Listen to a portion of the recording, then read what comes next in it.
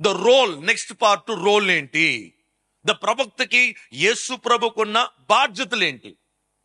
చూడండి, ప్రవక్త ఏం బోధిస్తాడంటే, ఏమని పిలిపిస్తాడంటే, మారు మనసు పొంది రక్షించబడండి, మారు మనసు పొంది రక్షించబడండి, పాపము నుంచి బయటికి రండి, లేకపోతే పలానా పాపం చేస్తున్నావు బయటికి రా అని చెప్పి ఒక ప్రవక్త పిలుపునిస్తాడనమాట.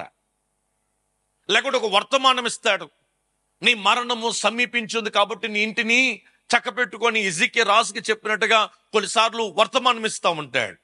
బట్ యేసు ప్రభు వారు ఆయన రోల్ ఏంటంటే, ఆయన మన కొరకు మనుషుడిగా రావడము, ఆయన మనుషుడిగా రావడం మాత్రం కాదు, ఆయన మనకి తెలియని మర్మాలను ఆయన తెలియపరిచాడు.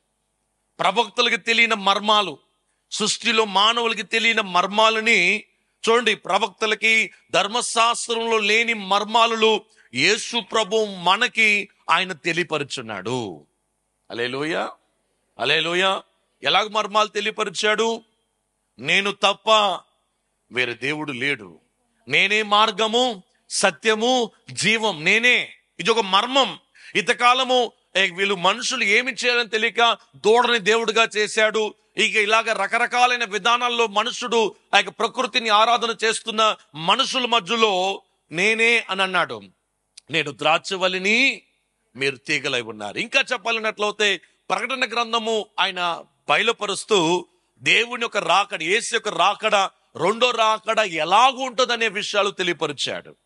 రెండో రాకడ ఎలాగుంటది, అక్కడ ఏమి జరగబోతుంది, ఏమి జరగట్లేదు, ప్రతి విషయాన్ని కూడా మనం చూసినట్లయితే యేసు ప్రభువారు ఆయన బాధ్యత కలిగిన వ్యక్తిగా ఆయన తెలియపరిచాడు. యేసు ప్రభు ఒక పొట్టేలునో ఒక ఎద్దునో ఆయన బలి ఇవ్వలేదు మన కొరకు. అర్థమైందా? మనందరి పాపము కొరకు యేసు ప్రభు మరణించెను. ఆయన బాధ్యత. మనందరి పాపం ఎవరూ తీర్చలేరు, యేసు ప్రభు ఒక్కడే తీర్చగలడు. నాలుగో విషయం, యేసు ప్రభుకి ప్రవక్తకు ఉన్న సంబంధాలు ఏంటి, దేవునితో సంబంధం ఏంటి, ద రిలేషన్షిప్ విత్ గాడ్